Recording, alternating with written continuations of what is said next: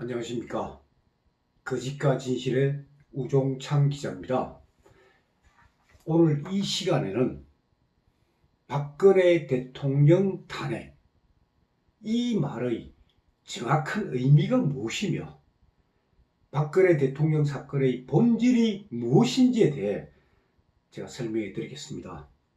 이걸 아셔야 박근혜 대통령 탄핵의 그 정확한 의미, 그 본질을 아셔야 박근혜 대통령 사건에 대한 재수사가 왜 필요한지를 이해할 수 있기 때문입니다. 사실 저는 박근혜 대통령 탄핵의 의미에 대해 진지하게 고민하지를 않았습니다. 왜? 제가 사건 기자 출신이기 때문입니다. 그래, 저는 기자 시절에 한 사건의 객관적 진실을 추적한 그 선수일 따름이지 논설이나 사설 같은 그런 것은 제가 써본 적이 없습니다. 제가 박근혜 대통령 사건에 대해 관심을 가지게 된 것은 2016년 10월경, 그러니까 JTBC가 태블릿 PC를 보도를 하고, 그리고 한겨레 신문이 30cm 두께의 비밀 서류를 매일 밤마다 갖다 주었다는 비선 실세 모임이 있다는 그런 허위 보도들, 그 보면서 저는 이거는 기사가 아닌데 하는 생각이 드는 거예요. 저는 그러니까 그런 기사들을 보면은 어느 운전기사의 진술, 어느 골프장 캐디의 진술, 모두 취재원들이 익명입니다. 이름이 안 나옵니다. 그러니까 명확하지 않은 그 취재원이 누군지도 모르는, 그리고 그런 사람들이 마구잡이로 한 이야기, 그게 전 언론, 신문, 방송, 종편 가릴 것 없이 전 언론에 보도가 되었습니다. 그래서 저는 기자이기 때문에, 그래서 그런 기사들을 볼 때마다 저건 기사가 아니다.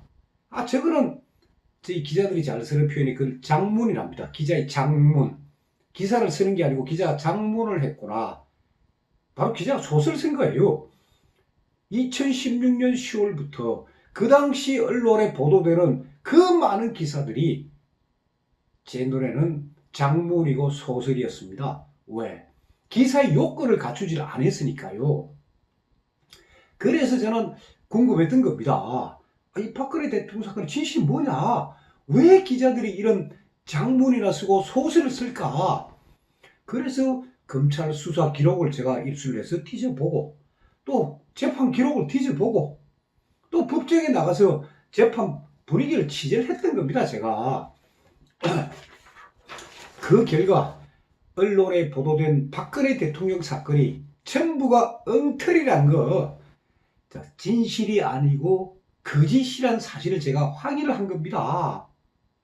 그렇게 되니까 저는 전직 기자로서 그렇다면 국민들에게 진실을 알려야 된다. 그리고 이걸 역사적 기록으로 남겨야 된다. 그런 생각에서 제가 거짓과 진실이라는 1인 방송을 시작했던 것입니다. 그러니까 저는 박근혜 대통령 탄핵의 어떤 본질에 대한 의미보다는 박근혜 대통령 사건에 대한 언론의 보도 내용들이 장문이다. 그 점에 분개해서 제가 1인 방송을 시작했던 겁니다. 본론에 들어가기 전에 제가 먼저 제 소개를 조금 하겠습니다. 그 이유는 많은 분들이 저에 대해서 궁금해하시고, 당신 어디 신문기자 출신이라는데 어디 신문사 출신이냐, 그렇게 물어보는 분도 계시고, 저에 대해서 잘 모르실 것 같아서 일단 저에 대해서 잠시 소개를 하고 제가 본론으로 들어가겠습니다. 저는 연세대학교 신문방송학과를 졸업하고 1982년에 조선일보 기자로 제가 입사를 했습니다. 그러니까 조선일보가 제 첫 직장입니다. 저는 조선일보에서 편집부, 사회부, 주간조선부, 월간조선부 기자로 제가 근무를 했습니다. 그러다가 2005년에 이 월간조선이 2000년에 주식회사 월간조선으로 바뀌었습니다. 그래서 저는 2005년에 주식회사 월간조선 편집위원을 끝으로 제가 언론계를 떠났습니다. 그러니까 24년간 1982년부터 2005년까지 저는 24년간 기자 생활을 했던 그런 사람입니다. 그리고 서두에도 말씀드렸지만 저는 사건 기자입니다. 사건 기자는 뭐냐? 살인사건 현장, 강도, 절도, 방화사건 그 현장들을 주로 쫓아다니는 겁니다. 어디 뭐 지방에서 대형 교통사고가 났다. 많은 사람이 죽었다. 그럼 그 현장에 달려가는 게 제가 하는 일입니다. 그러면서 제가 기자로서 생활했던 1982년부터 2005년 사이에 대한민국 현대사의 아주 격동기에 해당하는 5번의 대통령 선거가 있었습니다. 그러니까 1987년에 1로 3김 대결, 그리고 1992년에 김영삼, 정주영 대결. 그때 정주영 현대그룹 회장은 국민당을 만들어서 놓으셨습니다. 그리고 1997년에 이해창, 김대중 대결, 2002년에 이해창, 노무현 대결. 이런 격동기 사건이다 보니까 이 5번의 대통령 선거, 그걸 제가 현장에서 취재했던 그런 기자입니다. 그리고 이 1980년대 후반기 들어와가지고 전대협 출신 대학생들이 자진월북했습니다. 그때 전대협 의장이 누굽니까? 비서실장 임종석입니다. 청와대 비서실장 임종석이가 그때 전대협 의장이고, 그때 대학생들을 북한에 보내가지고 북한의 선전 도구로 소위 이용당하게 했습니다. 그 일본 제일 첫 번째 넘어간 사람이 임수경이고, 그리고 임수경이는 북한 갔다 온 뒤에 자진 판문점을 통해서 넘어와가 소위 법적인 처벌을 받았습니다. 그러나 임수경 이후의 후배들은 북한에 가서 북한의 선전전에 이용당하고 난 뒤에 대한민국에 오게 되면은 감옥에 가야 되니까 한국에 오지 않고 독일로 갔습니다. 그게 독일의 범청 학렬이라는 그런 조직입니다. 대학생들이 독일에서 반국가단체를 결성해가지고 또 북한과 연계해가지고 막 떠들던 그 시절에 제가 독일 쾰른에 출장을 갔습니다. 그 대학생들이 쾰른에 있었기 때문에 그 대학생들이 사는 그 아파트를 제가 가봤습니다. 참 방 3개짜리 그 골방에 남학생, 여학생들이 같이 살고 가보니까 라면으로 끼니를 때우고 있습니다. 무슨 말이냐?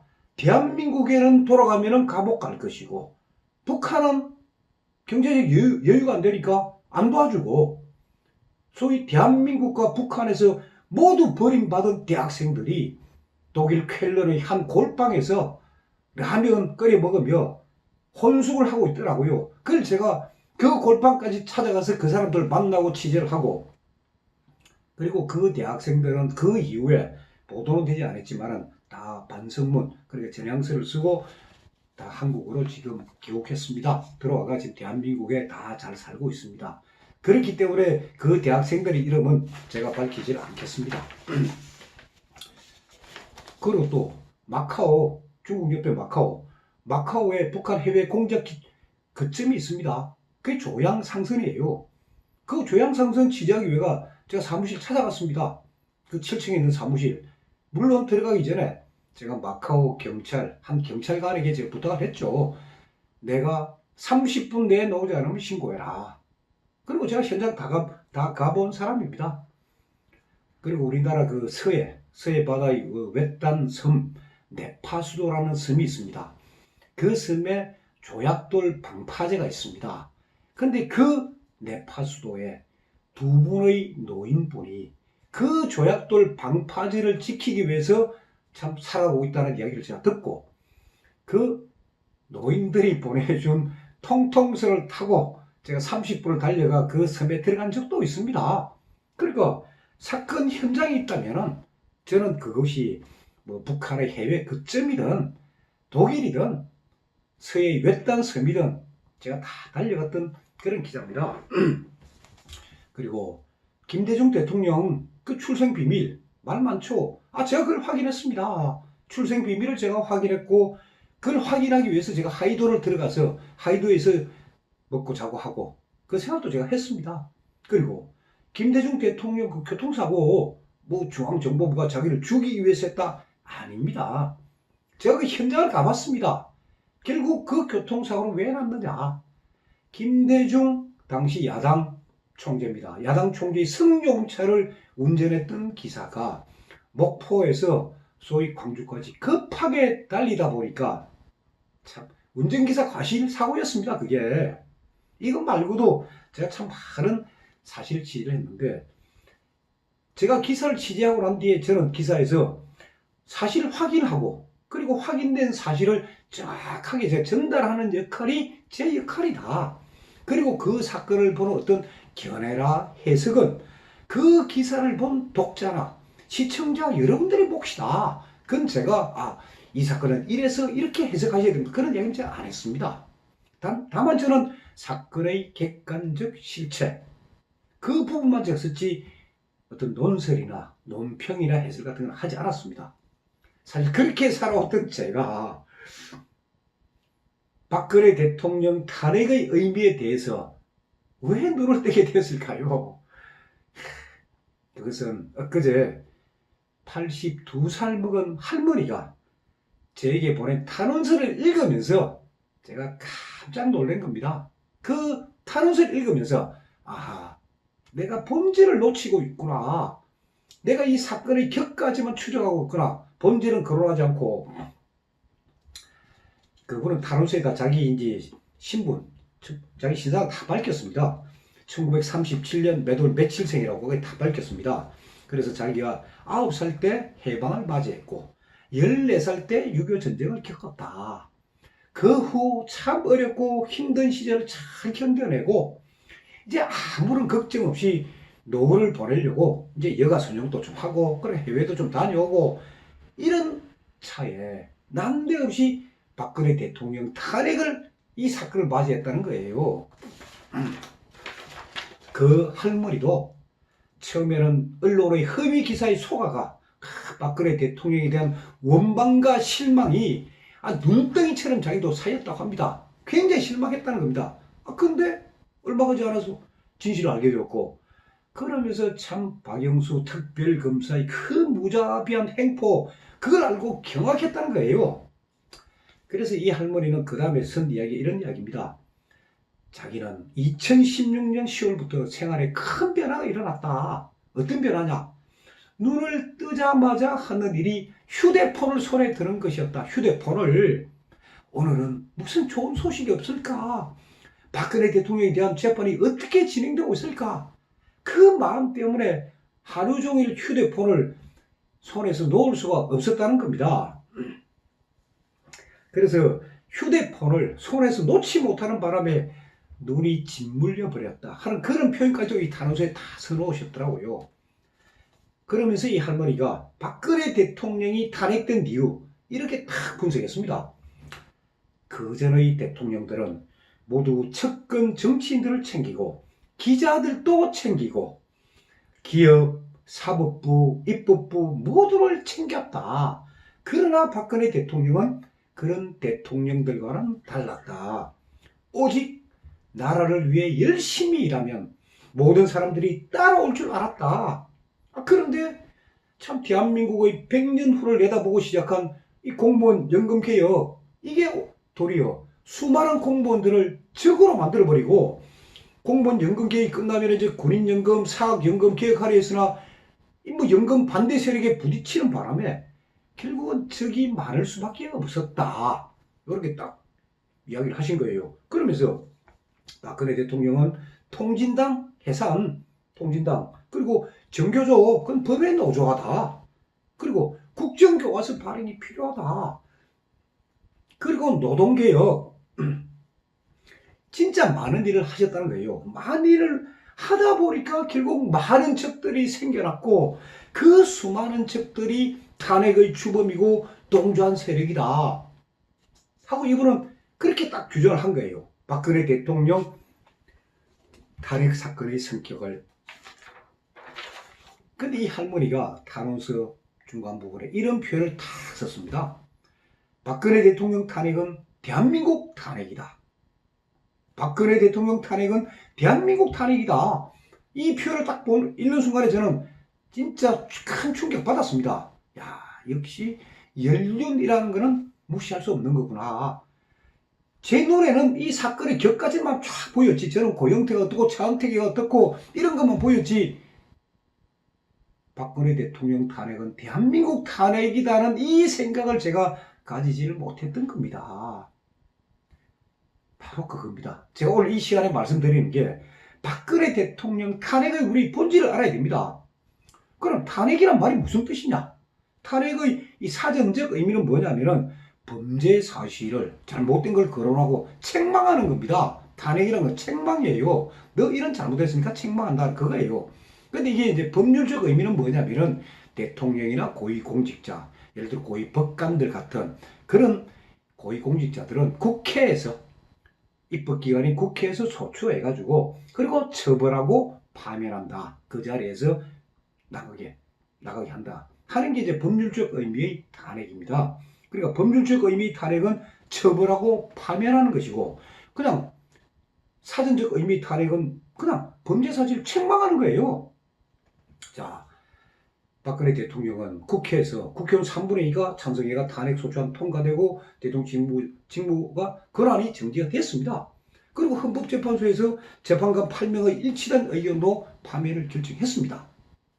그러나 국회 탄핵소추안 언론에 보도된 허위기사 모음집입니다. 헌법재판소 확인되지 않은 사실들 갖고 대통령 파면했습니다. 헌법재판소의 파면 결정문, 이 탄탄한 법리를 바탕으로 한 그런 법조문이 아닙니다. 그 부분 제가 또 나중에 설명드리겠습니다. 그러니까 이 모든 걸 다 종합하면 그 할머니 말씀대로 박근혜 대통령 탄핵은 현직 대통령인 박근혜 대통령 개인을 책망을 한 게 아니고 대한민국을 부정하는 세력들이 대한민국을 처벌하고 파면한 것과 같은 행위인 것입니다. 자유 대한민국의 체제와 존립 기반과 그리고 자유 대한민국의 가치와 그 자존심을 짓밟은 사건입니다. 한마디로 요약하면 뭔 줄 아십니까? 자유 대한민국을 지금 없애려고 하고 있는 겁니다. 이게 박근혜 대통령 개인에 대한 탄핵이 아니고 자유 대한민국을 없애려고 하고 있는 겁니다.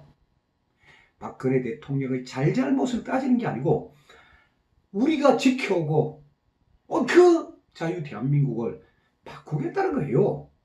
그러다 보니까 요즘 뭡니까? 적폐청산 아닙니까? 적폐청산.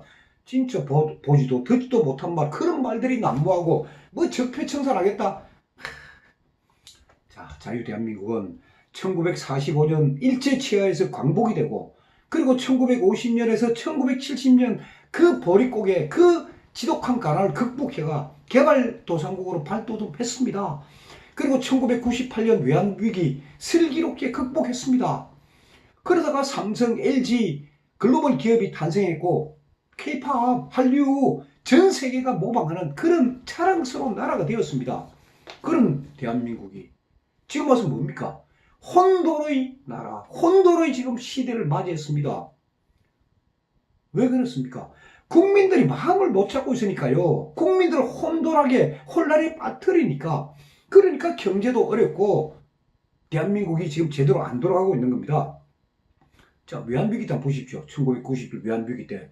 자, 우리 대한민국 국민들은 나라를 살리기 위하여 장롱 밑바닥에 꽁꽁 숨겨놓은 그 금부치들 나라를 위해서 내놓았습니다. 이것이 바로 대한민국 국민들의 저력이고 응집력입니다. 대한민국 국민들의 이 행동에 전 세계가 깜짝 놀랐습니다. 그런데 지금 대한민국은 어떻습니까? 지금 대한민국 대통령 안 보입니다. 문재인 대통령 거의 안 보입니다. 지금 누가 보입니까?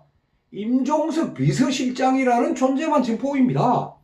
그 정도로 대한민국이 없고 비서실장만 보이는 그런 지금 혼돈의 나라가 현 대한민국입니다. 왜 이런 일이 벌어졌느냐?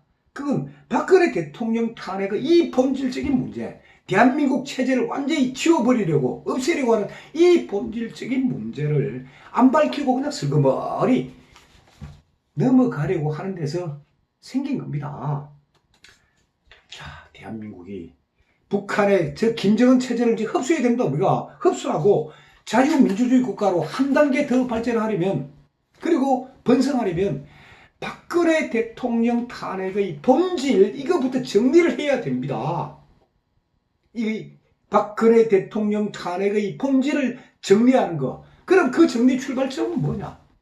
박근혜 대통령 사건에 대한 바로 재수사입니다. 그것이 재수사를 해야 이 탄핵의 본질적인 의미, 그 문제들을 다 정리하고 새롭게 대한민국이 한 단계 더 발전하고 번영하는 겁니다. 그래서 저는 오늘 이 시간에 문재인 대통령에게 한 가지만 제가 질문을 던지고자 합니다. 대통령 당신은 대한민국을 사랑하는 국민들이 마음의 소리를 담아서 법원에 제출한 1300통이 넘는 탄원서, 그러니까 이게 7월 24일 시점으로 지금 1300통이 넘었습니다. 법원에 제출한 1300통의 그 탄원서를 왜 외면하고 있느냐? 아니, 문재인 대통령 인권 변호사 출신 아닙니까? 그리고 헌법에 보장된 무죄 추정의 원칙에 입각해서 불구속 재판을 해달라는 그 대한민국의 소박한 국민들의 그 소박한 외침을 대통령 당신은 모르는 겁니까? 아니면 모른 척하고 있는 겁니까? 그걸 오늘 제가 이 시간에 묻고 싶은 겁니다. 그리고 박근혜 대통령 재수사의 구체적인 방법에 대해서는 제가 다음 시간에 계속해서 말씀드리도록 하겠습니다. 감사합니다.